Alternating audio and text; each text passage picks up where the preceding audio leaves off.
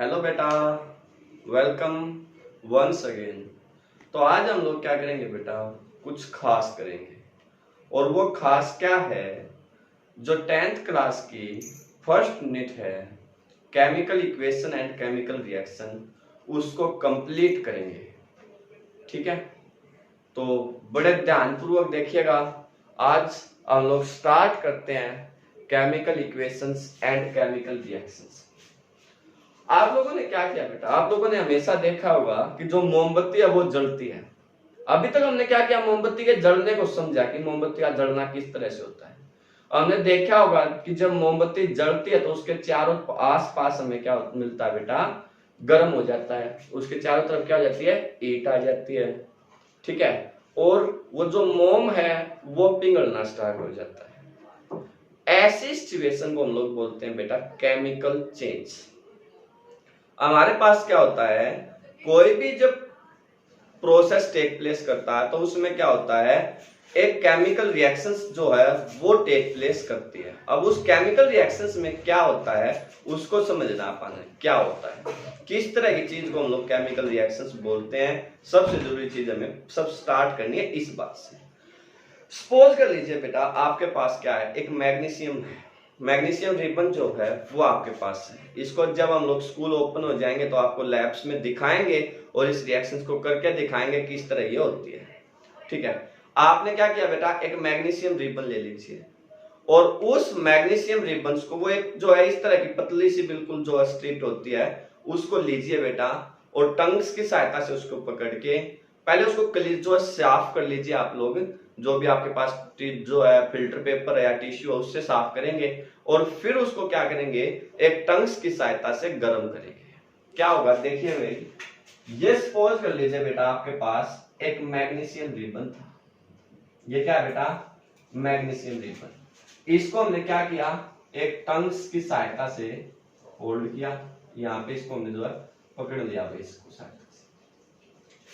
यह आपके पास क्या है, एक बर्नर है। हम लोगों ने क्या किया, इस बर्नर की सहायता से इस मैग्नीशियम रिबन को गर्म किया। तो हम लोग देखते हैं बेटा कि जो ये मैग्नीशियम रिबन था, इस मैग्नीशियम रिबन के यहां पे हमारे पास क्या हो जाएंगे, व्हाइट प्रेसिपिटेट या व्हाइट पाउडर बन जाएगा। क्या होगा यहाँ पे, एक व्हाइट पाउडर हमारे पास आ जाएगा। क्या हुआ, ये बात ध्यानपूर्वक देखिएगा बेटा। ये क्या था, मैग्नीशियम रिबन, उसको हमने क्या किया, हीट किया। ये क्या है बेटा, एक बर्नर। उस बर्नर की सहायता से हीट किया और जो हीट करने के बाद हमारे पास आया उसको हमने एक वाच ग्लास के अंदर इकट्ठा किया। ये क्या बेटा, एक वाच ग्लास। उस वाच ग्लास के अंदर जब हम लोगों ने उसको इकट्ठा किया बेटा, तो हमारे पास एक व्हाइट पाउडर आ गया।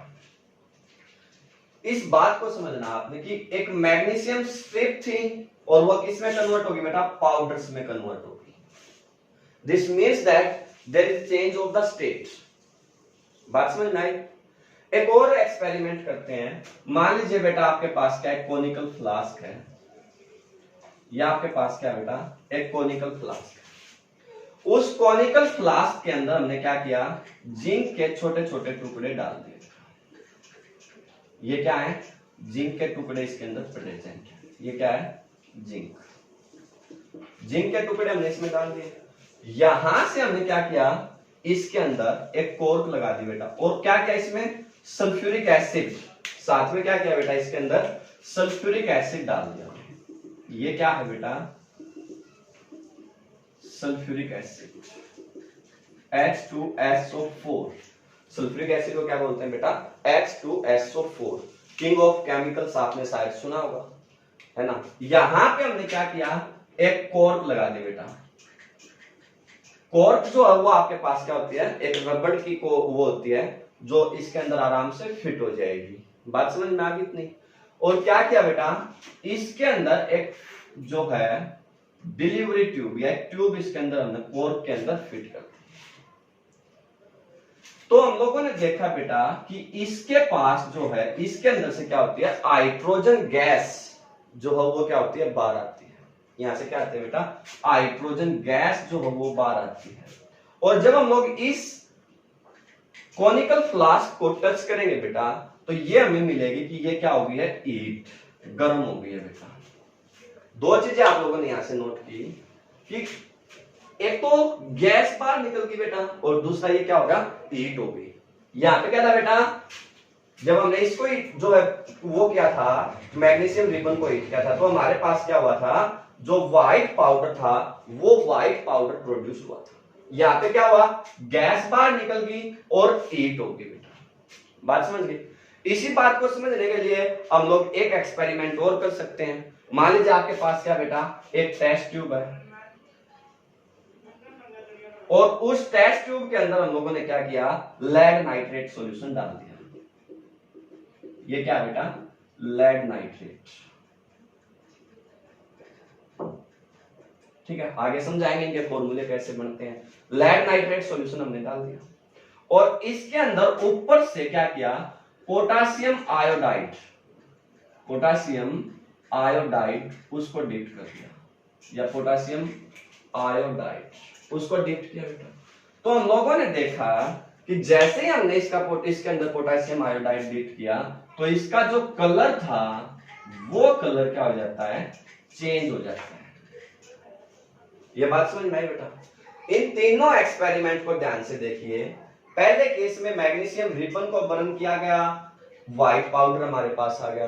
दूसरे में जब कोनिकल फ्लास्क के अंदर जिंक डाल के उसमें सल्फ्यूरिक एसिड डाला गया, तो वो नीचे वो जो गर्म हो गई, और साथ में क्या हुआ बेटा, हाइड्रोजन गैस उसमें से बाहर आ गई। और नेक्स्ट जब लेड नाइट्रेट के अंदर पोटासियम आयोडाइड को मिलाया गया, तो उसका कलर क्या हुआ बेटा, चेंज हुआ। बात समझ में आई। चार चीजें हमारे पास यहां से हुई, उसको देखिए। यहां पे क्या था, ये मैग्नीशियम रिबन था, व्हाइट पाउडर में कन्वर्ट हुआ। It means that change in the state. ये क्या बेटा, चेंज इन स्टेट। यहां पे क्या हुआ बेटा, ये गर्म हो गया। गर्म होने का मतलब क्या है, चेंज इन द टेम्परेचर। तीसरा क्या हुआ, यहां से गैस बाहर निकली, इवोल्यूशन ऑफ जो है गैस, या क्या हुआ, गैस उसके अंदर से जो है क्या हो जाए, बाहर निकल जाए, gas evolve, gas is evolve. या यहां से क्या हुआ बेटा, कलर चेंज हुआ। चार चीजें क्या होती हैं बेटा हमारे पास आती हैं, क्या, एक तो स्टेट चेंज हो जाएगी, एक टेम्परेचर चेंज हो जाएगा, या गैस इवोल्व हो जाएगी, या कलर चेंज आपके पास हो जाता है। जिसमें ये चीजें आपके पास टेक प्लेस करती हैं बेटा, उसको लोग बोलते हैं केमिकल चेंज। क्या बोलते हैं बेटा, केमिकल चेंज। जब भी इनमें से कुछ भी एक भी टेक प्लेस करेगा, तो वो क्या बेटा, केमिकल चेंज। और जब किसी भी केमिकल्स में कहीं पे भी केमिकल चेंज होता है, तो उसमें क्या आता है, एक रिएक्शन होती है बेटा, जिसको हम लोग क्या बोलते हैं, केमिकल रिएक्शन। क्या बोलते हैं बेटा, केमिकल रिएक्शन। अब ये केमिकल रिएक्शन कैसे हुई, इस बात को समझिए, इन बातों को समझते हैं। क्या होती है ये बात समझ आई। ड्यूरिंग ए केमिकल रिएक्शन, या तो किसी एलिमेंट की स्टेट चेंज हो सकती है। केमिकल रिएक्शन के दौरान क्या होगा बेटा, या तो किसी भी केमिकल्स की जो किसी भी एलिमेंट की स्टेट चेंज हो सकती है, सेकंड उसका टेम्परेचर चेंज हो सकता है, गैस इवोल्व हो सकती है, या फिर जो उसका कलर चेंज हो सकता है। अगर इनमें से कुछ भी होता तो वो माना जाएगा केमिकल चेंज। क्या माना जाएगा बच्चों, वो केमिकल चेंज। और केमिकल चेंज के दौरान क्या होती है बेटा, केमिकल रिएक्शन। अब देखो क्या हुआ, अब इस बात को आप समझते हैं। सबसे पहले आप इस बात को पढ़ते हैं बेटा कि इसमें क्या हुआ था। बड़े ध्यानपूर्वक देखिएगा बेटा, ठीक है। क्या हुआ था, हमने कहा था कि हमने मैग्नीशियम लिया। क्या लिया बेटा, मैग्नीशियम, और उसको बर्न किया। कहां बर्न किया बेटा, एयर में। एयर में बर्न किया ना, ऑक्सीजन की प्रेजेंस में। तो वो एक व्हाइट पाउडर में कन्वर्ट हो गया। वो किस में कन्वर्ट हो गया बेटा, व्हाइट पाउडर में। बात क्लियर। इसको लिखेंगे कैसे, इसको लिखेंगे बेटा आप लोग, मैग्नीशियम हमारे पास था। उस मैग्नीशियम को जब ऑक्सीजन गैस की प्रेजेंस में हीट किया गया, तो वो क्या बना, एक व्हाइट पाउडर। जो था वो ये लिख दिया बेटा, मैग्नीशियम रिबन था, और ऑक्सीजन गैस सराउंडिंग में थी। दोनों को क्या किया, एक प्लस के साइन की सहायता से सेपरेट करके लिख दिया। ये बात समझ में आई। अब मैग्नीशियम प्लस ऑक्सीजन क्या बना बेटा, व्हाइट पाउडर, और उस व्हाइट पाउडर को हमने बोला मैग्नीशियम ऑक्साइड। क्या बोला बेटा, मैग्नीशियम ऑक्साइड। बात समझ में आई। अब यहां पे मेरी बात को ध्यानपूर्वक सुनिए। कुछ तो आपको क्या होगा, गिवन होगा बेटा, कुछ तो क्या होगा, गिवन होगा। जो ये वाली चीज है, जैसे मैग्नीशियम हमारे दिया हुआ था, ऑक्सीजन गैस की प्रेजेंस में किया, तो जो चीज हमें दी हुई होती है ना बेटा, जो हमारे पास है, उसको हम लोग बोलते हैं रिएक्टेंट। क्या बोलते हैं बच्चों, रिएक्टेंट। क्या होते हैं रिएक्टेंट, जो भी केमिकल कंपाउंड या जो भी सब्सटेंस हमें गिवन है, शुरुआत जिससे हम लोग किसी चीज को कर रहे हैं, जिस एक्सपेरिमेंट को पढ़ रहे हैं, उसके शुरू में जो कुछ हमें दिया हुआ है वो क्या कहलाता है, रिएक्टेंट। बात समझ में आई बेटा। और जो कुछ हमारे पास आया, जैसे यहाँ पे क्या आया, व्हाइट पाउडर आया, जैसे यहाँ पे क्या आया बेटा, व्हाइट पाउडर आया, तो ये जो कुछ हमारे पास आया उसको हम लोग क्या बोलते हैं बेटा, प्रोडक्ट। क्या बोलते हैं बच्चों, प्रोडक्ट। दो चीजें होगी, एक रिएक्टेंट, दूसरा प्रोडक्ट। जो गिवन है बेटा वो क्या है, रिएक्टेंट, जो बना वो क्या है बेटा, प्रोडक्ट। बात समझ में आई। और एक रिएक्टेंट, अगर मान लीजिए किसी केस में रिएक्टेंट जो आपके पास है वो रिएक्टेंट एक से ज्यादा है, अगर किसी केस में रिएक्टेंट एक से ज्यादा है, तो उनके बीच में हमेशा क्या करना बेटा, प्लस का साइन लगाना है। बीच में क्या लगाना बेटा, प्लस का साइन। बात समझ गए। और रिएक्टेंट और प्रोडक्ट के बीच में आप लोगों ने क्या करना है, एक एरो का साइन लगाना है। रिएक्टेंट एंड प्रोडक्ट के बीच में बेटा ऑलवेज एक एरो का साइन लगाया जाएगा। बात समझ में आ गई। और जो रिएक्टेंट हैं वो हमेशा कहां लिखे जाएंगे बेटा, लेफ्ट हैंड साइड में। जो लेफ्ट हैंड साइड है वहां पे हमेशा क्या लिखे जाएंगे, रिएक्टेंट, और राइट हैंड साइड में हमेशा क्या लिखे जाएंगे बच्चों, प्रोडक्ट। रिएक्टेंट हमेशा लेफ्ट हैंड साइड में और प्रोडक्ट हमेशा बेटा राइट हैंड साइड में। बात समझ में आई, इतनी बात क्लियर हो गई। अब जैसे मान लीजिए मैंने ये कहा था, क्या कहा था बेटा, मैंने कहा था कि वह जिंक आप लोगों ने लिया, उसमें क्या हुआ, सल्फ्यूरिक एसिड, सल्फ्यूरिक एसिड हम लोगों ने डाल दिया बेटा। अब जिंक और सल्फ्यूरिक एसिड हमारे पास थे, इट मींस ये दोनों क्या है बेटा, रिएक्टेंट। ये दोनों क्या है बच्चों, रिएक्टेंट। और दो अलग अलग है तो बीच में क्या आएगा बेटा, प्लस का साइन। और जो कुछ हमारे पास बना, हमने कहा कि हीट बाहर आ गई, हमने ये देखा तो इसको टच किया तो ये हीट मिली हमें, और ऑक्सीजन गैस इसके अंदर से बाहर निकली, और सॉरी हाइड्रोजन गैस इसके अंदर से क्या हुआ, बाहर निकली। तो इसका मतलब क्या है बेटा, कि जो भी हुआ वो क्या था, हमारे पास क्या बना, zinc sulphate plus hydrogen gas. ये बात समझ में आई बेटा, क्या बना हमारे पास है, zinc sulphate plus hydrogen gas. बात क्लियर। अब ये वाला जो हमें गिवन था ये हमारे पास क्या है, फॉर्म्ड हुआ है, और जो हमारे पास फॉर्म्ड होगा बेटा वो क्या होता है, प्रोडक्ट। तो इसका मतलब ये क्या है, प्रोडक्ट। और प्रोडक्ट हमेशा राइट हैंड साइड में और रिएक्टेंट हमेशा लेफ्ट हैंड साइड में। बात समझ में आई बेटा, अच्छे से बात क्लियर हो रही है, पक्का। एक केमिकल इक्वेशंस क्या है, अब जो चीज हमने ये लिखी है बेटा इसको हम लोग बोलेंगे केमिकल इक्वेशंस। क्या बोलेंगे बेटा, केमिकल इक्वेशंस। केमिकल इक्वेशंस क्या होगी बेटा, रिएक्टेंट और प्रोडक्ट को लिखना। अगर एक से ज्यादा रिएक्टेंट हो उनके बीच में प्लस का साइन, रिएक्टेंट और प्रोडक्ट के बीच में एरो का साइन। बात समझ गए। रिएक्टेंट हमेशा लेफ्ट हैंड साइड में और प्रोडक्ट हमेशा राइट हैंड साइड में। ये जो कुछ हमारे पास बना ये क्या है बेटा, एक केमिकल इक्वेशंस। ये क्या बेटा, केमिकल इक्वेशंस। बात समझ में आई। किस तरह से एक केमिकल इक्वेशंस लिखी जाएगी या किस तरह से केमिकल इक्वेशंस का पता चलेगा कि ये केमिकल इक्वेशन है या नहीं है, ये चारों स्टेप आप लोगों के दिमाग में क्लियर होगी बेटा, बात क्लियर होगी पक्का। अब इस केमिकल इक्वेशंस को लिखेंगे कैसे? Writing a chemical reaction equations. किसी केमिकल इक्वेशंस को, अगर ये बात क्लियर होगी ना बेटा सभी को, आगे चले हम। राइटिंग ए केमिकल इक्वेशंस कैसे लिखेंगे बेटा? इन बातों को पकड़ के बैठिएगा बेटा आप लोग। राइटिंग ए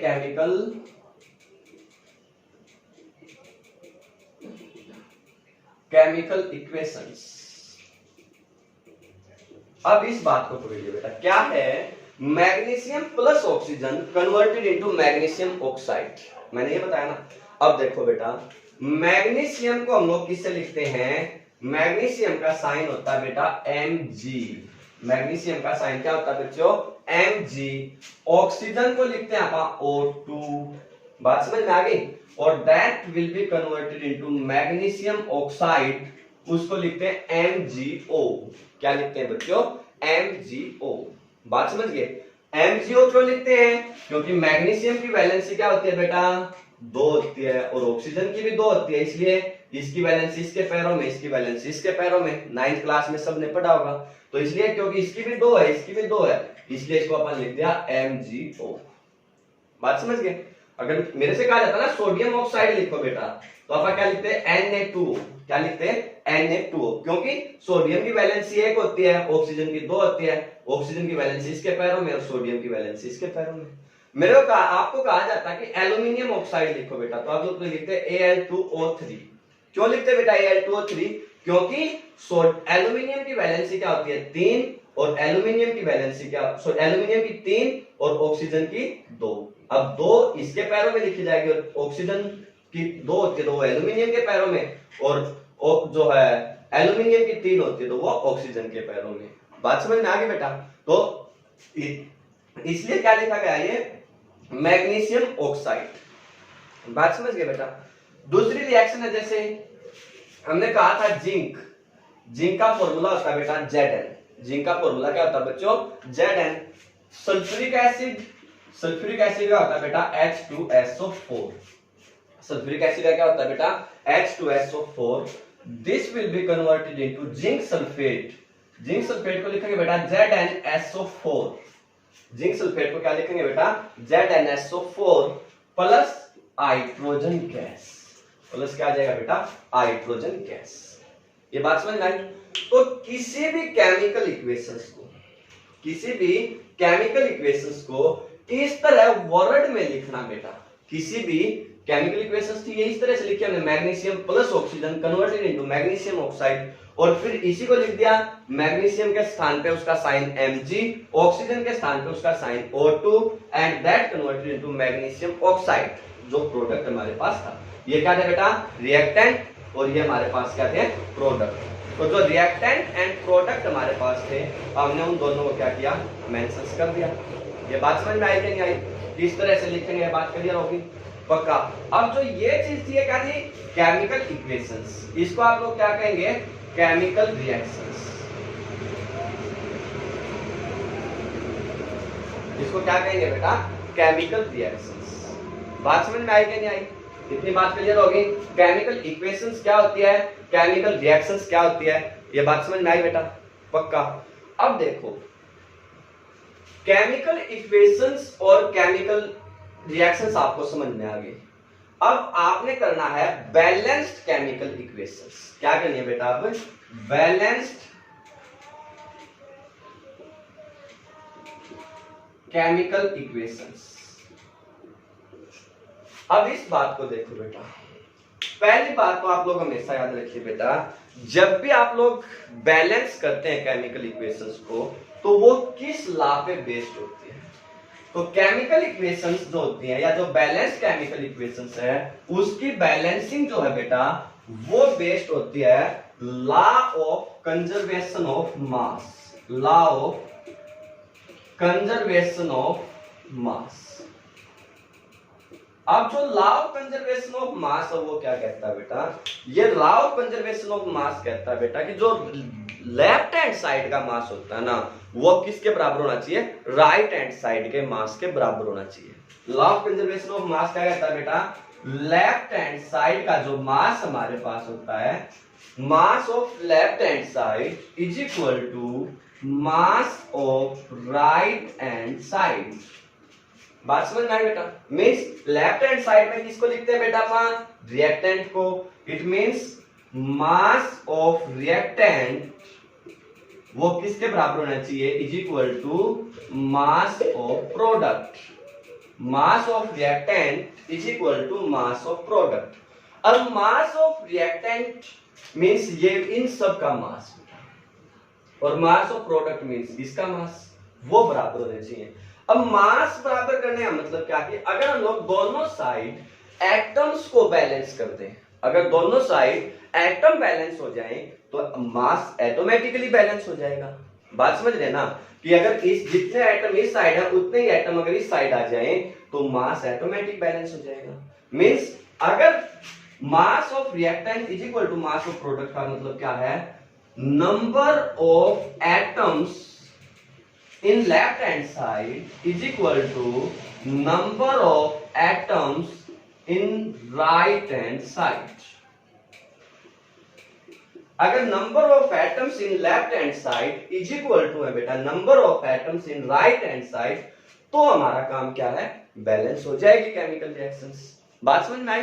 तो पहली बात, पहला question, why we balance the chemical reactions या chemical equations? तो to balance the law of conservation of mass, to hold the law of conservation of mass we balance the chemical equations. How? तो number of atoms in the left hand side is equal to number of atoms in the right hand side. देखिए बेटा, जैसे सबसे पहले हम लोगों ने लिखा magnesium, this react with oxygen converted into MgO। ये बात समझ गए? पक्का। अब देखो बेटा, इसके लेफ्ट हैंड साइड में क्या है? एक तो मैग्नीशियम है और एक ऑक्सीजन है। अब राइट हैंड साइड में भी यही है। लेफ्ट हैंड साइड में एक मैग्नीशियम है, राइट हैंड साइड में भी एक मैग्नीशियम है। लेफ्ट हैंड साइड में ऑक्सीजन क्या है बेटा? O2 लिखा हुआ है ना, तो O2 का मतलब क्या है? 2 ऑक्सीजन है। और राइट हैंड साइड में क्या है? 1 है। तो इसका मतलब सिर्फ यही चीज बैलेंस नहीं है। तो इसको बैलेंस करने के लिए क्या करना पड़ेगा? हमें राइट हैंड साइड के ऑक्सीजन 2 करने पड़ेंगे। इसका मतलब इसको 2 से गुणा करना पड़ेगा। अगर आप मान लीजिए बेटा अपन इसको 2 से गुणा किया तो ये स्टोरी हमारे पास क्या होगी? Magnesium plus O2 converted into 2MgO। क्योंकि आप लोग 2 से मल्टीप्लाई करेंगे ना बेटा, तो पूरी की पूरी टर्म को करेंगे। ऐसे तो हो नहीं सकता कि ओनली ऑक्सीजन को 2 से मल्टीप्लाई कर दें। आपको क्या करना पड़ेगा? पूरी की पूरी टर्म को जो 2 से मल्टीप्लाई करना पड़ेगा। अब 2 से मल्टीप्लाई करने के बाद क्या हुआ? इस राइट हैंड साइड में मैग्नीशियम अब हमारे पास क्या हुए? 2 हो गए। तो उसको 2 बैलेंस करने के लिए आपने इसको 2 से गुणा करना पड़ेगा, और इसको 2 से गुणा कर देंगे तो ये क्या होगा? 2Mg that will be react with the O2 converted into 2MgO। This is a balanced chemical equations। ये क्या है बेटा? Balance chemical equations. बात समझ में आई? पक्का। दूसरा हमने लिखी थी बेटा, दूसरी जो इक्वेशंस थी उसको समझिए आप लोग। दूसरी जो रिएक्शन हमने लिखी थी वो थी बेटा zinc, this will be react with the sulphuric acid converted into zinc sulphate plus sulphuric acid, जो है हाइड्रोजन गैस। ठीक है। आप लोग कहेंगे बेटा जो रिएक्टेंट हमारे पास है और जो प्रोडक्ट हमारे पास, नंबर ऑफ एटम्स लिखने आपने बेटा। रिएक्टेंट में नंबर ऑफ एटम्स लिख दीजिए, यहां भी number of atoms in reactant and product. अब देखिए बेटा, अगर जिंक आपके पास है तो जिंक में जो नंबर ऑफ एटम्स है बेटा, जिंक के रिएक्टेंट में 1 है, प्रोडक्ट में भी 1 है। दूसरा क्या बेटा? Hydrogen atoms. रिएक्टेंट में कितने हैं? 2। H2 मींस क्या है बेटा? 2।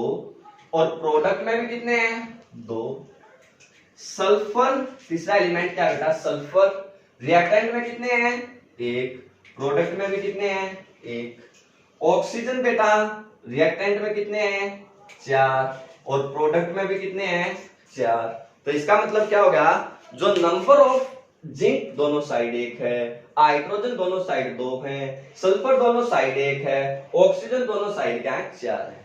तो इसका मतलब दोनों साइड के नंबर ऑफ एटम्स क्या है बेटा, बैलेंस है। और अगर दोनों साइड के नंबर ऑफ एटम्स बैलेंस हैं तो उसको आप क्या बोलेंगे, बैलेंस्ड केमिकल इक्वेशंस। क्या बोलेंगे बेटा उसको, balanced chemical equation means zinc this will be react with the sulphuric acid converted into zinc sulphate plus hydrogen gas, this is a balanced chemical equations. लेकिन आपने इसमें एक बात याद रखनी है बेटा, जब आप किसी बैलेंस केमिकल इक्वेशंस को लिखेंगे तो उसमें क्या क्या करना होगा, एक तो साथ में उनकी स्टेट भी आप लोगों ने मेंशन करनी होगी। अगर उसने हमें ईट दी है या हमें उसको ईट देनी पड़ी है, ये बात भी आपने मेंशन करनी होगी। जैसे मैंने इस एक्सपेरिमेंट में कहा था आपको कि मैग्नीशियम को ऑक्सीजन गैस की प्रेजेंस में बर्न किया, जलाया। मींस जलाने का मतलब क्या है, हमने ईट दी। बर्न करने का मतलब क्या बच्चों, हमने ईट दी ना। तो इसका मतलब क्या है बच्चों, वी कैन से कि जो मैग्नीशियम हमारे पास था बेटा वो एक सॉलिड था। यहां पे इस तरह करके लिखेंगे एस, एस मींस सॉलिड था। वो किसके साथ रिएक्ट किया बेटा, O2, it means oxygen gas. O2 क्या होता है बेटा, ऑक्सीजन गैस। तो उसके साथ में क्या लिखेंगे, G, स्टेट, गैस है। समझ गए बेटा। और ईट करने के बाद ईट का साइन होता है बेटा ऐसे करके, अगर हमें ईट करनी पड़े तो उसको इस तरह लिख दीजिए आप लोग। इसका मतलब समझा जाएगा कि हमने उसको ईट किया है। क्या बना बेटा, मैग्नीशियम ऑक्साइड, जो एक व्हाइट पाउडर था, सॉलिड फॉर्म में। समझ में आई बात। तो अगर आप लोग इस केमिकल रिएक्शंस को इस तरह से लिखते हैं तो ये क्या मानी जाएगी, एक बैलेंस्ड केमिकल इक्वेशंस मानी जाएगी। इसमें स्टेट भी मेंशन है, ईट भी मेंशन है, रिएक्टेंट प्रोडक्ट भी मेंशन है, सब कुछ। और जो है मान लीजिए आपने बैलेंसिंग के लिए इसको 2 और इसको 2 लगा दिया। तो इस तरह से अगर हमने इसको बैलेंस कर दिया तो हमारे पास क्या है, ये बैलेंस्ड केमिकल इक्वेशंस मानी जाएगी। बात समझ में आई बेटा। दूसरा अगर मान लीजिए ये लिखेंगे आप लोग तो आप लोग कहेंगे जिंक सॉलिड था, सल्फ्यूरिक एसिड क्या होता है लिक्विड फॉर्म में, तो उसको लिखते हैं बेटा एक्वस। सल्फ्यूरिक एसिड क्या था बेटा, एक्वस। क्या बना बेटा, zinc sulphate solid plus hydrogen gas, साथ में हमें ईट मिली है ना, तो आप लोग साथ में लिख देंगे ईट। बात समझ में आई। इस तरह से अगर आप लोग किसी केमिकल इक्वेशंस को लिखते हैं बेटा तो वो क्या होगी, एक बैलेंस्ड केमिकल इक्वेशंस मानी जाएगी। वो क्या मानी जाएगी बेटा, एक बैलेंस्ड केमिकल इक्वेशंस। बात समझ में आई पक्का। एक और रिएक्शंस को बैलेंस करते हैं आप, आपकी बुक के अकॉर्डिंग ही चलते हैं। एक बात हम लोग बताते बेटा आपको कि हम लोग क्या कर रहे हैं, एनसीईआरटी को कंप्लीटली सॉल्व कर रहे हैं बेटा। हमारा जो मोटिव है इस यूनिट में सॉल्व करने का, इस वीडियो में कंप्लीटली, वो क्या है, 10th क्लास की एनसीईआरटी को सॉल्व करने का। जो एनसीईआरटी की बुक है उसके अकॉर्डिंग हम लोग आपको कंप्लीट पढ़ा रहे हैं, ठीक है। तो बड़े ध्यानपूर्वक देखिएगा। मान लीजिए आपसे कहा जाता है कि एक केमिकल रिएक्शंस को बैलेंस करिए। केमिकल रिएक्शन है Fe that will be react with the H2O converted into Fe3O4 plus H2। ये आपको जो है एक केमिकल रिएक्शंस दी जाती है और वो आपसे कहता है कि इस केमिकल रिएक्शंस को आपने क्या करना है बेटा, बैलेंस करना। पहली बात देखिए, ये चीज क्या है बेटा आपके पास, रिएक्टेंट। ये क्या है बच्चों, रिएक्टेंट। और ये क्या है बेटा, प्रोडक्ट। हमने कहा था कि आपने क्या करना, जो नंबर ऑफ एटम्स हैं रिएक्टेंट के वो लिखिए, और जो नंबर ऑफ एटम्स हैं इन प्रोडक्ट वो लिखिए। समझे। अब क्या है, नंबर ऑफ एटम्स में सबसे पहले एटम है आयरन।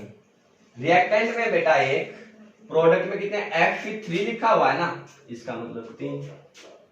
दूसरे हमारे पास है बेटा H, रिएक्टेंट में कितने हैं बेटा 2, H2 लिखा हुआ है। प्रोडक्ट में कितने बेटा 2, H2 ही है। ये बात समझ गए। ऑक्सीजन रिएक्टेंट में कितनी है बेटा 1, प्रोडक्ट में कितनी है बेटा 4। इतनी बात आपको पता है। सबसे पहले आप लोग क्या करेंगे, अब उसको स्टेप टू स्टेप आपने पढ़ते चलना है बेटा। सबसे पहला काम है किसी भी गिवन केमिकल रिएक्शंस के सिलेक्टन को लिखना, मींस उस केमिकल रिएक्शन को लिखना। अगर वो उसको वर्ड में दे दे तो आपने सबसे पहले उसको रिएक्शंस की फॉर्म में लिखना है। बात समझ में आ गई बेटा? पक्का। फिर क्या करना है, दूसरा काम क्या है, जो नंबर ऑफ एटम्स है रिएक्टेंट के एंड प्रोडक्ट के, वो आप लोगों ने फाइंड आउट करने हैं। बात क्लियर? स्टेप नंबर 2 क्लियर होगा। पहला इक्वेशन को लिखना, दूसरा स्टेप है दोनों साइड रिएक्टेंट एंड प्रोडक्ट के नंबर ऑफ एटम्स को फाइंड आउट करना। तीसरा काम है बेटा, आपने एटम्स को बैलेंस करना है दोनों साइड में, क्योंकि हम लोग कह रहे हैं कि लॉ ऑफ कंजर्वेशन ऑफ मास को होल्ड करना है, तो इसका मतलब हमने एटम्स को बैलेंस करना है। अब बैलेंसिंग के लिए जरूरी क्या है, किसको बैलेंस करें सबसे पहले, तो हम लोग जो है बैलेंसिंग स्टार्ट करेंगे बेटा किसकी, जिसके मोर नंबर ऑफ एटम्स हैं। जैसे यहां पे ऑक्सीजन के हैं बेटा 4 और इस साइड है 1, तो सबसे पहले आप लोग क्या करो, ऑक्सीजन को बैलेंस करने की कोशिश करें। अब अगर ऑक्सीजन को बैलेंस करना है बेटा तो इसको 4 से मल्टीप्लाई करना पड़ेगा। अगर इसको 4 से मल्टीप्लाई करेंगे अपन तो ये क्या लिखेंगे अपन, iron that will be react with the 4H2O। हाँ, इन सब को आप लोग इस तरह से बॉक्स में बंद कर लीजिए ताकि जो एलिमेंट है बैलेंसिंग के वो एलिमेंट अलग से आराम से लगाए जा सके। कन्वर्टेड इनटू Fe3O4, इसको बॉक्स में रखिए, और हाइड्रोजन गैस। ये बात समझ गए बेटा? सबसे पहले काम किसको था, सबसे ज्यादा को बैलेंस करना।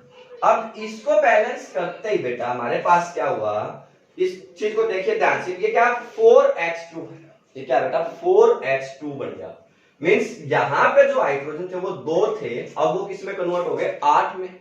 तो इसका मतलब इसको भी 4 से मल्टीप्लाई करना पड़ेगा, तो साथ में ये भी 4 से मल्टीप्लाई हो जाएगा। तो इसका मतलब है नेक्स्ट स्टेप में हम लोग क्या कह सकते हैं, इसको भी 4 से मल्टीप्लाई कर दिया। तो यहां तक की बैलेंसिंग बात क्लियर होगी बेटा। अब हाइड्रोजन इसमें बैलेंस हो गए और ऑक्सीजन बैलेंस हो गए, बचा कौन बेटा, आयरन। अब आयरन इस साइड कितने बेटा, 3, प्रोडक्ट में कितने हैं 3, और रिएक्टेंट में कितने बेटा 1, तो इसका मतलब इसको आप 3 से मल्टीप्लाई कर देते हैं। ये बात समझ में आई? अगर आप इसको 3 से मल्टीप्लाई करेंगे तो क्या लिखा जाएगा, 3Fe plus 4H2O that's converted into Fe3O4 plus 4H2। तो अब इसमें क्या होगा बेटा, अब देखिए 3 आयरन इस साइड है, 3 आयरन इस साइड है, 8 हाइड्रोजन है, 8 हाइड्रोजन है, 4 ऑक्सीजन है, 4 ऑक्सीजन है। तो एटम्स जो थे इसके वो क्या हो गए बेटा, इस केमिकल रिएक्शंस के बैलेंस हो गए। एटम्स दोनों साइड नंबर ऑफ जो एटम्स थे रिएक्टेंट एंड प्रोडक्ट्स में वो क्या बेटा बैलेंस हो गए। अब बैलेंस किसको करना बच गया, हमें क्या लिखना बच गया, सिर्फ इनकी स्टेट को क्या लिखना है बेटा, अब इनको इनकी स्टेट को हम लोगों ने क्या करना होगा, साथ में लिखना होगा। अब देखिए बेटा 3Fe, आयरन क्या होता है बेटा, सॉलिड। 3 क्या लिखेंगे, Fe, iron solid, that will be react with the 4H2O। H2O क्या है बेटा, एक्वस। H2O क्या होता है बेटा आपके पास में, aqueous, that's converted into Fe3O4, ये क्या है बेटा सॉलिड, एंड 4H2O ये क्या है, gas. This is the balanced chemical equations. ये क्या बेटा, बैलेंस्ड केमिकल इक्वेशंस। किस तरह से आएगी, ये बात समझ में आई बेटा? पक्का बात क्लियर हुई कि नहीं हुई? How to find balanced chemical reactions. अब रूल बनाते चलिए बेटा, क्या क्या किया है उनको अपनी कॉपी में लिखते चलिए मेरे साथ। क्या है, फर्स्ट रूल होगा right a chemical reactions, right a selection of a chemical reactions, पहला रूल। दूसरा क्या हुआ बेटा, calculate the number of atoms in both reactant and product side, reactant and product side। समझ में आ गई बात? थर्ड पे क्या है बेटा, आपने क्या करना है, उन सभी एटम्स को एक बॉक्स के अंदर जिस तरह से हमने लिखा था, right all element in the box, right all element या ऑल एटम कंपाउंड्स लिख दीजिए आप लोग इन द बॉक्सेस। ठीक है, फिर क्या करना बेटा, आपने उनकी स्टेट जो है जो भी सबसे ज्यादा वाले बेटा, जिसकी भी हाईएस्ट जो आपके पास थे, उन हाईएस्ट को आपने क्या करना है, बैलेंस करना है। बात समझ गए? उसके बाद दो अदर एलिमेंट्स बच गए, उनको बैलेंस करने के बाद अदर एलिमेंट को बैलेंस करेंगे, और लास्ट में फिर क्या करेंगे, उनकी फिजिकल स्टेट को आप लोग जो है मेंशन कर देंगे। These are the rule to balance a chemical reaction। सबसे पहले किसी गिवन केमिकल रिएक्शन का सिलेक्शन लिखो, दूसरा न दोनों साइड रिएक्टेंट एंड प्रोडक्ट की साइड में नंबर ऑफ एटम्स को कैलकुलेट करो, उसके बाद जो भी कंपाउंड्स हैं उन सभी एलिमेंट्स जो गिवन आपको उन सभी को बॉक्स के अंदर भरो, फिर जो भी हाईएस्ट नंबर ऑफ एटम्स हैं उनको बैलेंस करो, और उसके बाद अदर जो एलिमेंट्स बच गए उनको बैलेंस करो, और फिर जाके क्या करना बेटा, फिजिकल स्टेट को आप लोगों ने जो है मेंशन करना है, या फिजिकल स्टेट को बैलेंस कर देना है। बात समझ में आई? आप सभी इसी इन रूल्स को कॉपी में लिखेंगे और उस पर बेस्ड अदर एग्जांपल्स करने की कोशिश करेंगे। बात समझ में आई? पक्का? इसके बाद अगर आपसे कहा जाता है कि जो फोटोसिंथेसिस होता है, सुना हुआ सभी ने, फोटोसिंथेसिस में क्या होता है बेटा, हम लोग जो है ऑक्सीजन गैस लेते हैं, कार्बन डाइऑक्साइड गैस छोड़ते हैं, अब वो कार्बन डाइऑक्साइड किसके पास जाती है बेटा, पौधों के पास, प्लांट्स के पास जाएगी। अब प्लांट क्या करेंगे, उस कार्बन डाइऑक्साइड को लेंगे, सन से सनलाइट लेंगे, और सनलाइट की प्रेजेंस में, और अपने रूट से क्या करेंगे, वाटर लेंगे, और जो सनलाइट थी उसकी प्रेजेंस में पौधों के अंदर क्या होता है, क्लोरोफिल्स होता है, उस क्लोरोफिल की प्रेजेंस में क्या करेंगे बेटा, ग्लूकोज फॉर्म करेंगे। और ग्लूकोज क्या होता है, एक कार्बोहाइड्रेट, और जो क्या होता है, फूड होता है, किसके लिए, प्लांट्स के लिए। बात समझ में आई?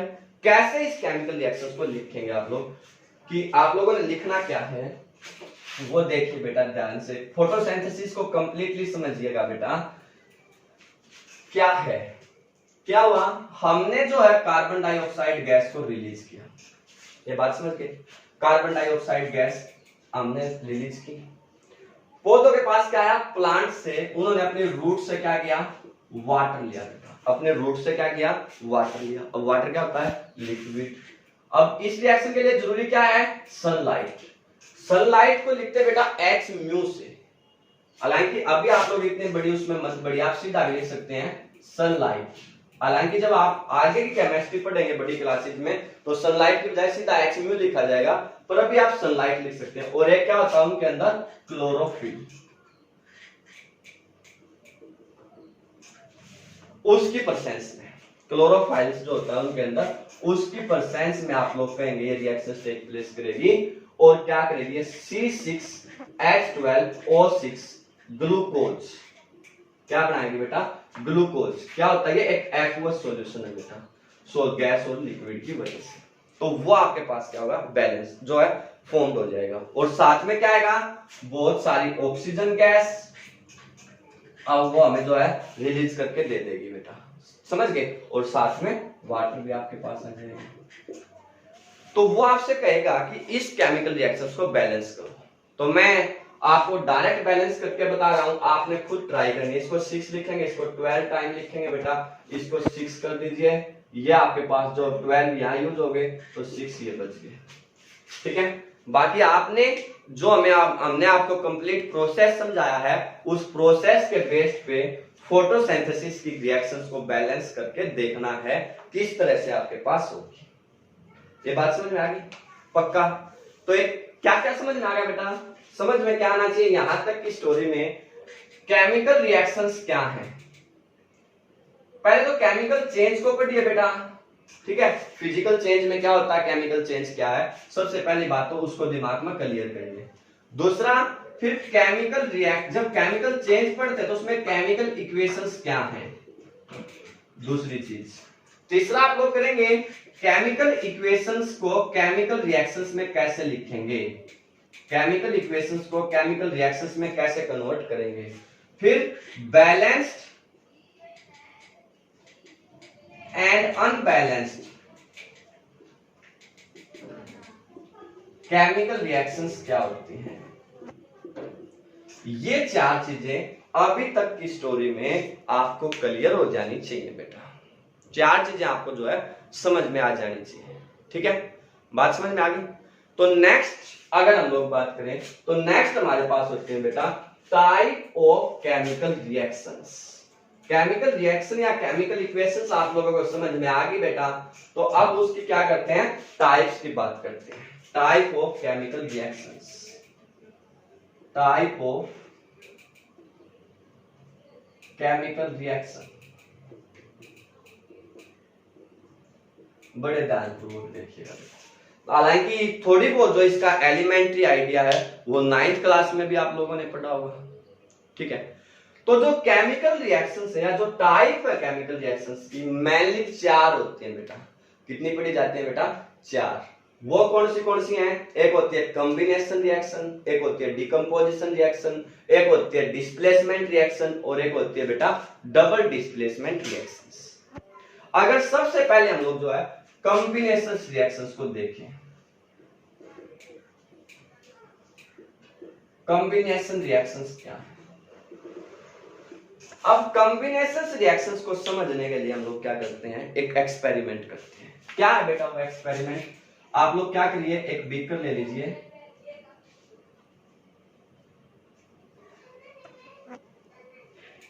इस तरह से। ठीक है, और उस बीकर के अंदर आप लोग क्या करो, कैल्शियम ऑक्साइड डाल दीजिए और उसके साथ वाटर डाल दीजिए। ये क्या था बेटा, एक बीकर आप लोगों ने लिया, इसके अंदर आपने क्या किया, कैल्शियम ऑक्साइड डाल दिया बेटा। ये ठीक है, ये क्या है, कैल्शियम ऑक्साइड, CaO। ये कैल्शियम ऑक्साइड का फॉर्मूला होता है। और इसके अंदर ये क्या था बेटा, वाटर आप लोगों ने डाल दिया। मीन्स अगर आप लोग जो इसको लोकल सी लैंग्वेज में समझना चाहें तो जैसे हम लोग क्या करते हैं, व्हाइट पॉलिशिंग करते हैं ना, जिसको सफेदी बोलते हैं बेटा। सफेदी करना, एक तो पेंट करते हैं लोग, एक सफेदी करते हैं। तो वो सफेदी करने का प्रोसेस जो होता है वो यही होता है कि आपने एक ड्रम लिया, उस ड्रम में जो है कैल्शियम ऑक्साइड डाला और उसके अंदर पानी मिला दिया और उसको घोल दिया। तो वो आपके पास जो है कैल्शियम हाइड्रोक्साइड क्या बन जाता है बेटा, कैल्शियम हाइड्रोक्साइड जो है वो फॉर्म्ड हो जाता है। बात समझे? तो क्या है, क्या हुआ, अब इस बात को समझ। क्या किया हमने, ये बात को समझ में आई। हमने एक बीकर लिया बेटा, उसके अंदर कैल्शियम ऑक्साइड डाला और उसके अंदर पानी डाल दिया।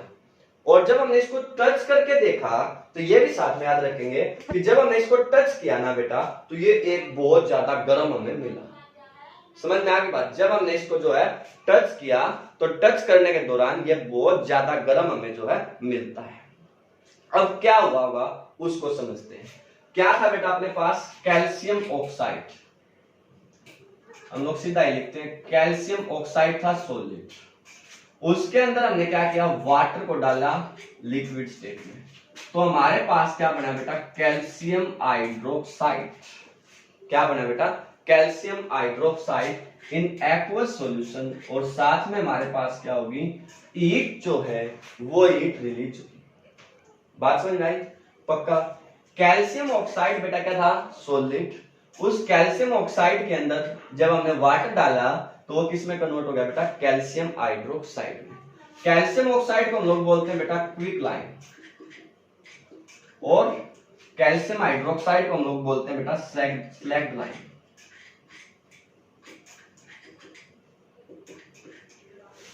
समझ में आ गई बात? और साथ में आपके पास क्या आ गई, ईट आ गई। अब हम अपने काम पे आते हैं बेटा। हमारा काम था कॉम्बिनेशन रिएक्शंस को पढ़ना। अब ये कॉम्बिनेशन क्या है, किस तरह हुआ, इसको समझिए। देखो बेटा, यहाँ पे एक और दो रिएक्टेंट थे, वो आपस में कंबाइन होकर हमारे पास क्या बना, एक सिंगल प्रोडक्ट। बात समझ में आ गई? जब अब कॉम्बिनेशन रिएक्शंस क्या है बेटा, जब हमारे पास क्या होगा, व्हेन टू और मोर, जब हमारे पास क्या होगा बेटा, टू और मोर रिएक्टेंट वो क्या होंगे बेटा, कंबाइंड होंगे। कंबाइन ईच अदर, वो क्या करते हैं, combine each other, they formed a single product. वो क्या बनाते हैं बेटा, एक सिंगल प्रोडक्ट फॉर्म करते हैं। तो such type of chemical reactions are known as combination reaction. जब दो या दो से ज्यादा रिएक्टेंट आपस में कंबाइंड होके बेटा एक सिंगल प्रोडक्ट फॉर्म करें, that's known as the combination reactions. समझ में आई बात? इसके और भी एग्जांपल लिखे जा सकते हैं, जैसे कोई भी कार्बन है, लकड़ी है, चाहे कुछ भी है बेटा, तो वो क्या सॉलिड फॉर्म में, आप लोग उसको क्या करो, ऑक्सीजन गैस की प्रेजेंस में बर्न करें, तो आपके पास क्या हो जाएगी, कार्बन डाइऑक्साइड गैस फॉर्म हो जाएगी। यहां पे भी क्या था, दो से ज्यादा दो रिएक्टेंट थे, क्या हुआ, एक सिंगल प्रोडक्ट फॉर्म हुआ। ये बात समझ में आई? पक्का। अब यहां पे इस बात पे आ जाइए बेटा, यहां पे क्या हुआ था, हीट रिलीज हुई। इस शब्द को समझते हैं हम लोग। जिस भी केमिकल रिएक्शंस के दौरान बेटा यहां पे क्या हुआ, हीट रिलीज हुई। हीट रिलीज हो रहा है मतलब क्या, कि वो हीट हमें मिली है। जैसे मोमबत्ती को जलाते हैं हम लोग, उसके आसपास देखेंगे तो वो क्या होगा, हीट हमें मिल रही है। ये बात समझ रहे हैं ना? एक होता है हीट हमें मिलना, जो सिस्टम है जो जल रहा वो जल के हमें हीट दे। समझ गए बेटा? तो अगर आगे हमें हीट मिलती है ना, तो ऐसी केमिकल रिएक्शंस को हम लोग बोलते हैं एक्सोथर्मिक रिएक्शन। क्या बोलते हैं बच्चों, एक्सोथर्मिक रिएक्शन। कॉम्बिनेशन रिएक्शंस में ही एक एलिमेंट्री पार्ट आप लोगों ने पढ़ना पड़ेगा, वो है बेटा एक्सोथर्मिक रिएक्शन। तो एक्सोथर्मिक रिएक्शन कौन सी होती है, बात समझ में आई? जिन केमिकल रिएक्शंस की, जिन केमिकल रिएक्शंस में बेटा क्या होता है, हीट इवोल्व, जिनमें क्या होती है बच्चों, हीट इवोल्व होती है बेटा, या हीट रिलीज होती है। हीट रिलीज लिख लीजिए आप लोग, रिलीज्ड। वो जो केमिकल रिएक्शंस है बेटा वो क्या कहलाती हैं, एक्सोथर्मिक रिएक्शन कहलाती हैं, जिन केमिकल रिएक्शंस में हमें हीट मिलती है। बात समझ में आ गई? कुछ लोग कहते हैं ना कि हमें एनर्जी ड्रिंक्स पीनी चाहिए। वो एनर्जी ड्रिंक का मतलब क्या है, कि वो हमें एनर्जी प्रोवाइड करेंगे। और एनर्जी किसकी फॉर्म में होती है बेटा, मोस्टली हीट की फॉर्म में। हीट या एनर्जी एक ही चीज होती है। तो यू कैन आल्सो से कि मान लीजिए आपके पास क्या है, ग्लूकोज है बेटा, C6H12O6। ये क्या होता है बच्चों, ग्लूकोज।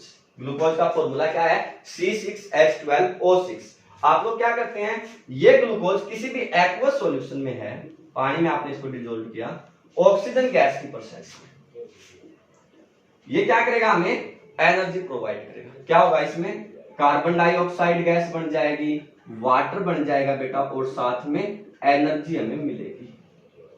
एनर्जी अगर हमें मिलेगी तो सच टाइप होता है केमिकल रिएक्शन जिनमें हमें एनर्जी मिलती है बेटा, उन रिएक्शंस को हम लोग क्या बोलते हैं, एक्सोथर्मिक रिएक्शंस। ऐसी रिएक्शंस को हम लोग क्या बोलते हैं बच्चों, एक्सोथर्मिक रिएक्शंस। बात समझ में आई कि नहीं आई? पक्का। स्टोरी क्लियर होगी? एक्सोथर्मिक रिएक्शंस क्या होती हैं, किस तरह से होती हैं, ये बात समझ में आई। कॉम्बिनेशन रिएक्शंस ये क्या है, ये बात क्लियर होगी? पक्का। इसके बाद अगर हम लोग बात करें, नेक्स्ट हमारे पास सेकंड होती है बेटा, उसको बोलते हैं डीकंपोजिशन रिएक्शंस। उसको क्या बोलते हैं बेटा, डीकंपोजिशन रिएक्शन। अब उसको समझिए।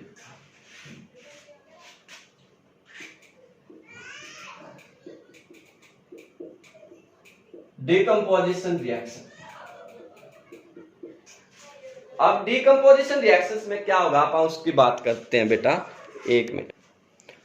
तो डीकंपोजिशन रिएक्शंस में क्या करना है बेटा, इसको समझने के लिए हम लोग उसी एक्सपेरिमेंट को दोबारा भी सोच सकते हैं, या एक अनदर एक्सपेरिमेंट हम लोग कर सकते हैं। मान लीजिए हमारे पास क्या एक बॉइलिंग ट्यूब है बेटा, और उस बॉइलिंग ट्यूब में हम लोग क्या करते हैं, फेरस सल्फेट डालते हैं।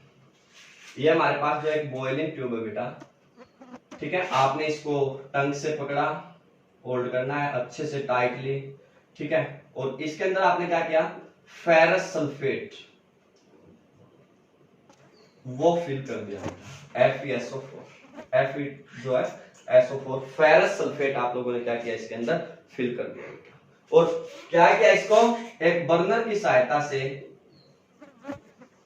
हीट करना स्टार्ट कर दिया। ये आपके पास कोई भी एक बर्नर है जिसकी सहायता से हम लोग क्या करते हैं, हीट करते हैं।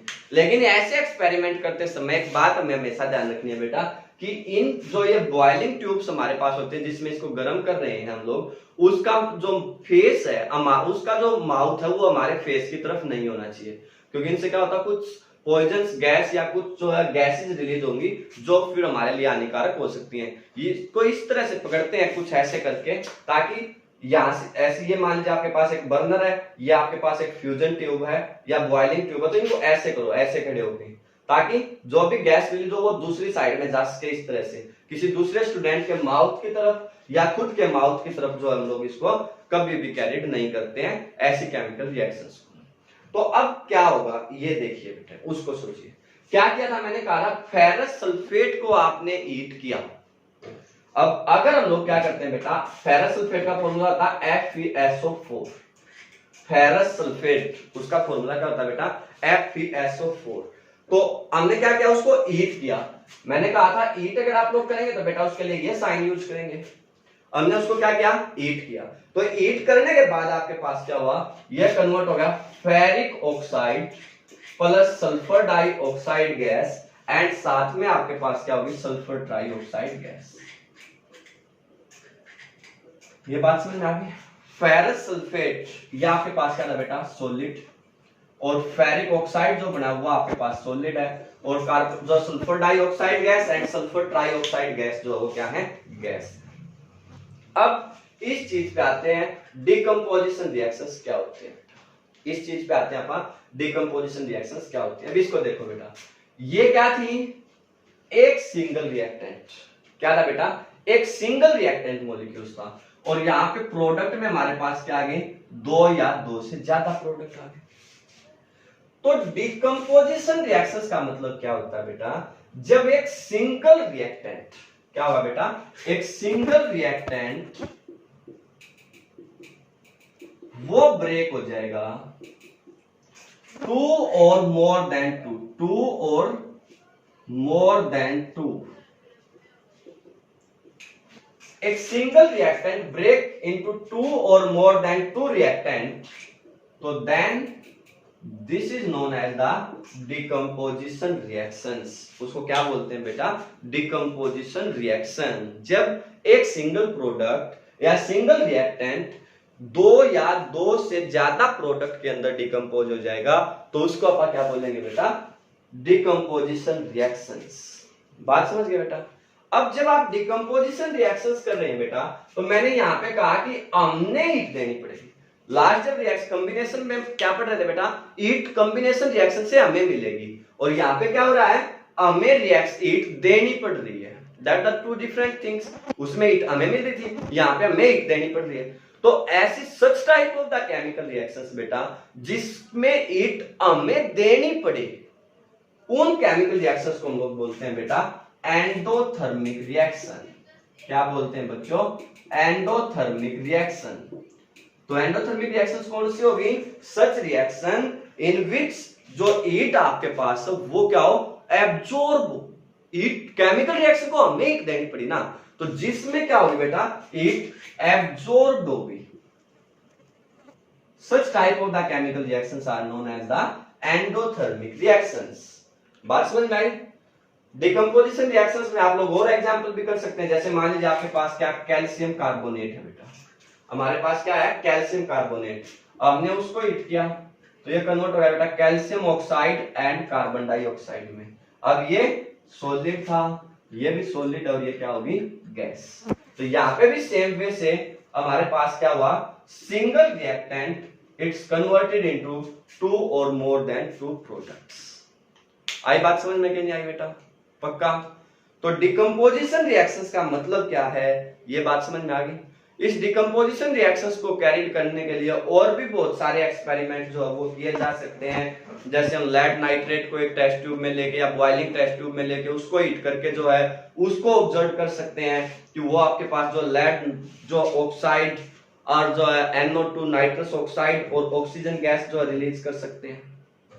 समझ में आ गई बात। सेम एक्सपेरिमेंट हम लोग जो है उसके लिए भी परफॉर्म कर सकते हैं। इसके अलावा हम लोग वाटर के डिकम्पोजिशन को भी सीख सकते हैं इसी के दौरान इलेक्ट्रोलिसिस करके।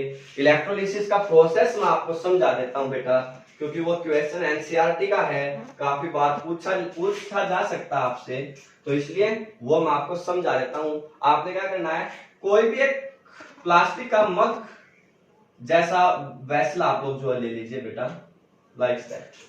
ठीक है, उसके अंदर 2 रोड आप लोग बना देंगे और उन दोनों रोड को क्या करो, उनके अंदर कोई भी जो है मेटल रोड आप लोग लगाइए जिंक या कैडमियम की, और उनको क्या करो बेटा एक हाई वोल्टेज के साथ जोड़ दीजिए, इसको भी और इसको भी, एक को पॉजिटिव टर्मिनल से ये क्या एक हाई वोल्टेज है उसके साथ आप लोग जो उसको जोड़ दीजिए। तो और इसके अंदर क्या करना आपने वाटर फिल करना है। तो आपके पास क्या होगा, जो वाटर था उस वाटर का जो डिकम्पोजिशन है वो आपके पास टेक प्लेस करेगा, और उस वाटर का डिकम्पोजिशन क्या होता है बेटा, H2O जो है आपके पास वाटर था, जब आप लोग इसको हीट देंगे इलेक्ट्रिसिटी की सहायता से हीट करेंगे तो यह आपके पास hydrogen gas plus oxygen gas ये प्रोड्यूस करेगा। आजकल जो है मॉडर्न साइंस में ये टेक्नोलॉजी काफी बढ़ गई है, जो भी स्पेस क्राफ्ट वगैरह होते हैं, जो अंतरिक्ष यात्री होते हैं, उन सब के जो इंजन होते हैं उनमें जो फ्यूल्स यूज किया जाता है वो इसी केमिकल रिएक्शंस पे बेस्ड होता है बेटा। ठीक है, उसमें वाटर का, इसको बोलते हैं इलेक्ट्रोलिसिस ऑफ वाटर। तो क्या बोलते हैं बेटा इस केमिकल रिएक्शन को, इलेक्ट्रोलिसिस ऑफ वाटर। तो ये काफी इंपॉर्टेंट रिएक्शंस है बेटा, तो आप लोग इस जो है रिएक्शंस को भी कैरिड आउट कर सकते हैं। डिकम्पोजिशन रिएक्शंस को समझने के लिए और एक्सपेरिमेंट भी किए जा सकते हैं। आप लोग जो है लैब में एक वाच ग्लास ले लीजिए और उसके अंदर कैल्शियम क्लोराइड रख दीजिए, समझ गए, और उसको क्या करो सिर्फ सनलाइट की प्रेजेंस में रख दो, उसको क्या करो बेटा सनलाइट की प्रेजेंस में रख दीजिए। तो आप लोग पाएंगे कि ये जो सिल्वर क्लोराइड था, ये क्या था बेटा सिल्वर क्लोराइड, वो सिल्वर क्लोराइड भी क्या हो जाता है बेटा डिकम्पोज हो जाता है सिल्वर सॉलिड एंड जो है क्लोरीन गैस। समझ में आ गई बात, पक्का होगा किसकी प्रेजेंस में बेटा सनलाइट की प्रेजेंस में। केमिकल रिएक्शन कहां टेक प्लेस करेगी सनलाइट की प्रेजेंस में। तो ये क्या बेटा डिकम्पोजिशन रिएक्शंस हैं जिसके बहुत सारे एग्जांपल्स हमारे पास क्या है हो सकते हैं। आई होप कि आपको डिकम्पोजिशन रिएक्शन का कॉन्सेप्ट अच्छे से समझ में आ गया होगा। ठीक है, तो डिकम्पोजिशन क्या है, एक सिंगल रिएक्टेंट अगर 2 या 2 से ज्यादा प्रोडक्ट में कन्वर्ट हो जाता है, सिंगल रिएक्टेंट ब्रेक इनटू 2 और मोर देन 2 प्रोडक्ट लिखना था बेटा, ये जो है आप लोग थोड़ा करेक्ट करेंगे। एक सिंगल रिएक्टेंट ब्रेक 2 और more then 2 product then the decomposition reactions take place। decomposition reactions क्या होते हैं बेटा हमेशा एंडोथर्मिक रिएक्शन आपके पास होती हैं।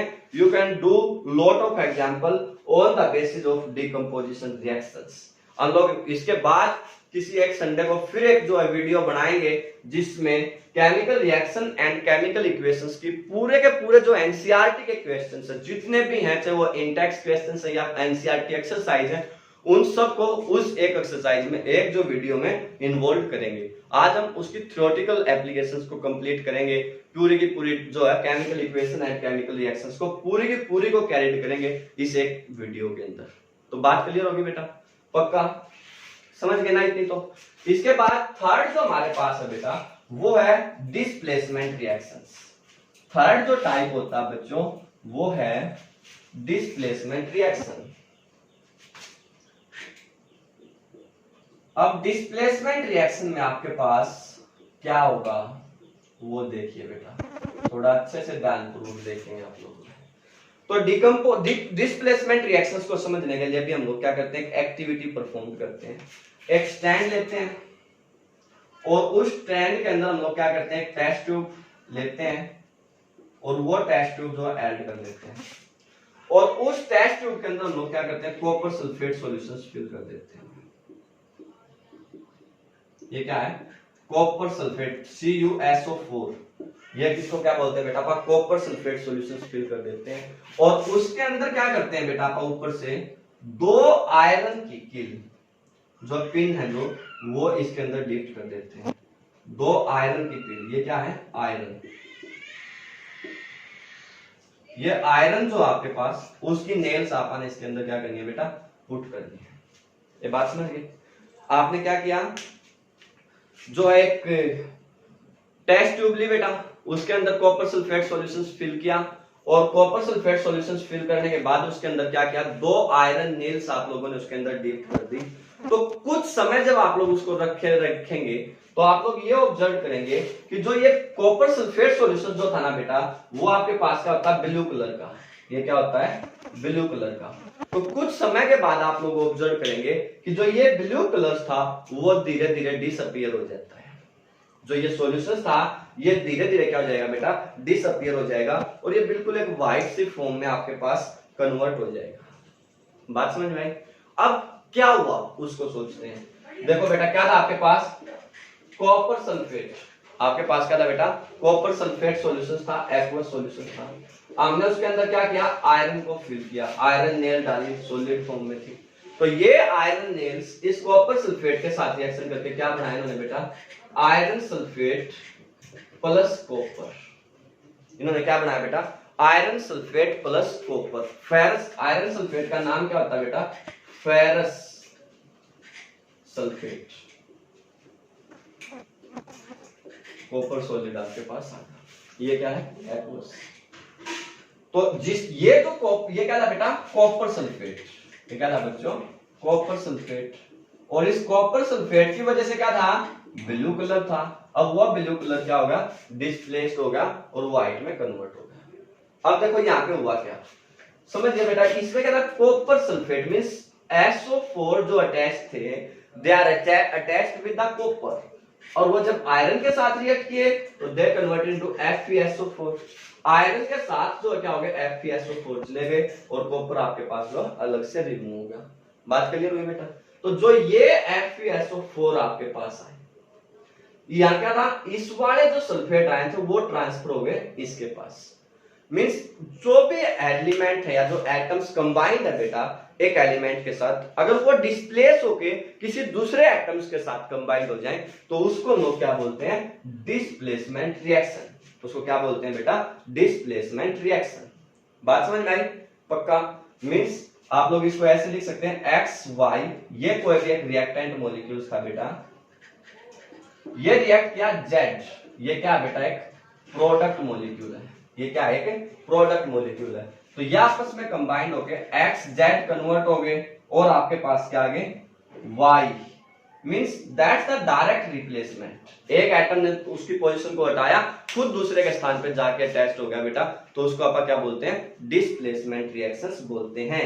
इसमें और भी एग्जांपल पढ़े जा सकते हैं। आप लोग कह सकते हैं जब जिंक सल्फेट एक्वस सॉल्यूशंस में कॉपर के साथ रिएक्शन करेगा तो वो बनाएगा बेटा कॉपर सल्फेट, सॉरी उल्टा लिख दिया मैंने, कॉपर सल्फेट जब जो है जिंक के साथ रिएक्ट करेगा तो वो बनाएगा जिंक सल्फेट प्लस कॉपर।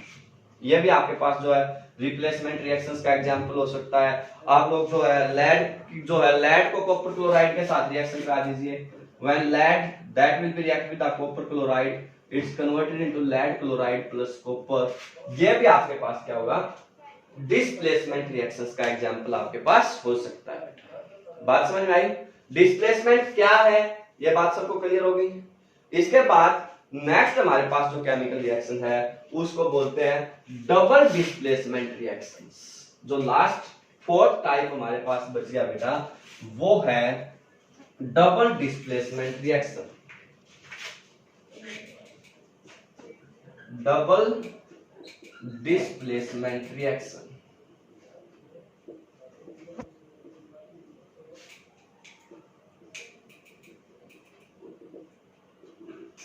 तो डबल डिस्प्लेसमेंट रिएक्शंस के लिए हम लोग क्या करते हैं, एक अनदर एक्टिविटी कैरी करते हैं बेटा। दो टेस्ट ट्यूब लेते हैं।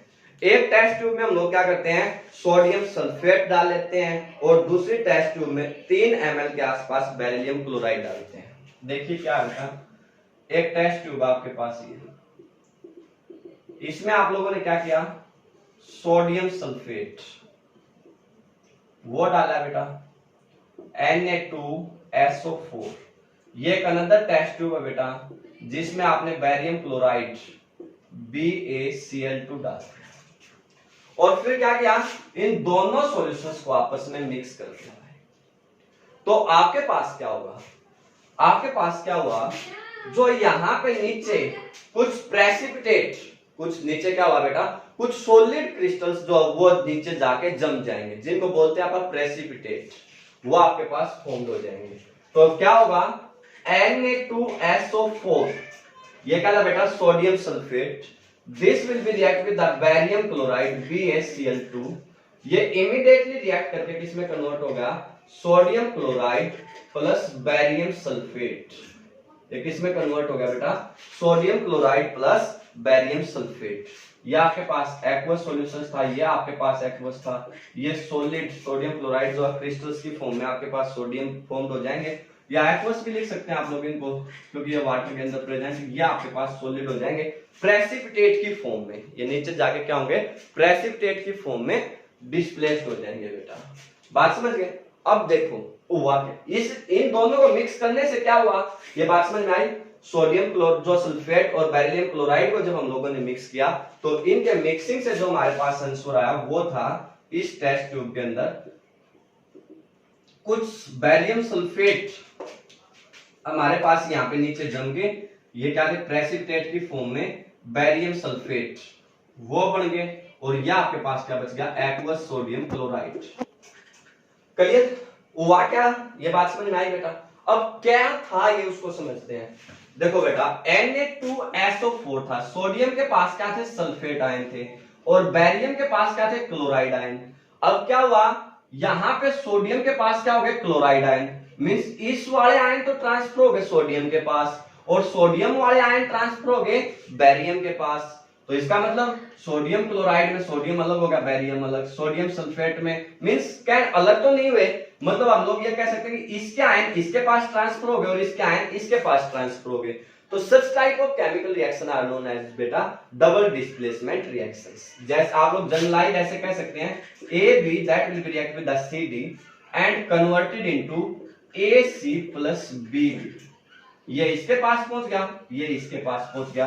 तो such type of chemical reactions are known as बेटा डबल डिस्प्लेसमेंट रिएक्शंस। ये क्या है, डबल डिस्प्लेसमेंट रिएक्शंस हमारे पास होती हैं। किस तरह से होती हैं, आई होप ये बात आपको समझ में आ गई होगी। क्लियर, पक्का। इसके बाद दो रिएक्शंस और बचती हैं बेटा, ये क्या है, वो तो जनरलाइज्ड केमिकल रिएक्शंस के अकॉर्डिंग ये दो ही होती, चार हमारे पास होगी, लेकिन ऑक्सीजन गेन या लॉस के आधार पर भी हम लोग जो क्या करते हैं, केमिकल रिएक्शंस को आइडेंटिफाई कर सकते हैं, और उनको हम लोग बोलते हैं oxidation reaction and reduction reaction. Oxidation and reduction reaction. अब ऑक्सीडेशन रिएक्शंस कौन सी होते हैं बेटा, उसको समझिए। इसको समझने के लिए आप लोग एक सीधा सा एक्सपेरिमेंट कीजिए, कॉपर पाउडर लीजिए और उसको चाइना डिश के अंदर गर्म करिए। आप लोग क्या ऑब्जर्व करेंगे कि वो कॉपर पाउडर जो ब्लैक कॉपर में कन्वर्ट हो जाता है, मींस वो कॉपर ऑक्साइड में कन्वर्ट हो जाता है। क्या करना है, सिंपल सा एक्सपेरिमेंट करना बेटा। एक वाच गिलास ली, उसके अंदर कॉपर आप लोगों ने डाला और उसको एक बर्नर की सहायता से जस्ट हीट कर दिया, तो आप लोग पाएंगे कि यह कॉपर किस में कन्वर्ट होगा, कॉपर ब्लैक की फॉर्म में। किसकी फॉर्म में कन्वर्ट होगा बेटा, ये कॉपर ब्लैक, और उस कॉपर ब्लैक को आप बोलते हैं कॉपर ऑक्साइड। क्या बोलते हैं बेटा उसको, कॉपर ऑक्साइड। एक्चुअल में क्या फॉर्म हुआ, तो आप लोग कहेंगे कॉपर वो ऑक्सीजन गैस के साथ रिएक्ट किया और कन्वर्ट होगा कॉपर ऑक्साइड। समझ में आ गई बात बेटा। तो इसमें क्या हुआ, कॉपर के अंदर डायरेक्ट ऑक्सीजन गैस ऐड हो गई। कॉपर के अंदर क्या हो गया बेटा, डायरेक्ट ऑक्सीजन गैस ऐड हो गई। तो कॉपर के अंदर डायरेक्ट ऑक्सीजन गैस का ऐड होना, उसको हम लोग क्या बोलते हैं, ऑक्सीडेशन रिएक्शन। क्या बोलते हैं बच्चों, ऑक्सीडेशन रिएक्शंस। समझ में आई बात। जैसे आपने इसको हीट किया तो दैट्स ऑक्सीडेशन रिएक्शन। समझ में आ गई बात। और अगर आप मान लीजिए इसी कॉपर ऑक्साइड को, इसी को रिवर्स कर दीजिए बेटा, इसी कॉपर ऑक्साइड को ऑक्सीजन जो हाइड्रोजन गैस की प्रेजेंस में हीट कर दीजिए। क्या करना है, ऑक्सीजन गैस की प्रेजेंस, हाइड्रोजन गैस की प्रेजेंस में हीट किया, तो यह कन्वर्ट किस में हो जाएगा बेटा, copper plus water. Copper plus water. अब मेरी बात को ध्यान से सुनेंगे बेटा, अगर किसी केमिकल रिएक्शंस में ऑक्सीजन ऐड होता है तो वो क्या है, ऑक्सीडेशन रिएक्शन। और अगर किसी में ऑक्सीजन लॉस होता है, जैसे यहां पे ऑक्सीजन था यहां पे नहीं हुआ, तो इसका मतलब कि ऑक्सीजन अब इसके पास चला गया ना, तो इसका मतलब इसने तो ऑक्सीजन लॉस कर दिया। जो कंपाउंड ऑक्सीजन लॉस करेंगे तो उनका क्या होता है, उनको क्या बोलते हैं बेटा अपन, रिडक्शन रिएक्शन। क्या बोलते हैं बच्चों, रिडक्शन रिएक्शन। लेकिन क्या होता है एक केमिकल रिएक्शंस में, जैसे अभी इसको अपन दोबारा से देखें, CuO plus H2O converted into Cu plus H2O, तो यहां पे क्या हुआ, इसने तो ऑक्सीजन लॉस किया बेटा, लेकिन वो ऑक्सीजन इस हाइड्रोजन ने तो गेन किया है H2O की फॉर्म में। मींस हम लोग ये कह सकते हैं कि H से H2O में कन्वर्ट हुआ तो इसका क्या होगा, ऑक्सीडेशन। ये बात समझ गए। और कॉपर ऑक्साइड से अगर ये कॉपर में कन्वर्ट हो गया बेटा तो इसका क्या होगा, रिडक्शन। ये बात समझ में आई, पक्का। तो ऐसे केमिकल रिएक्शंस जिसमें ऑक्सीडेशन एंड रिडक्शंस दोनों के दोनों टेक प्लेस करें, जिसमें ऑक्सीडेशन और रिडक्शन दोनों टेक प्लेस करें बेटा, उनको हम लोग बोलते हैं रिडॉक्स रिएक्शन। क्या बोलते हैं बच्चों को, redox reaction. Such reaction, redox reaction कौन सी होती है बेटा, such reaction in which both oxidation and reduction take place.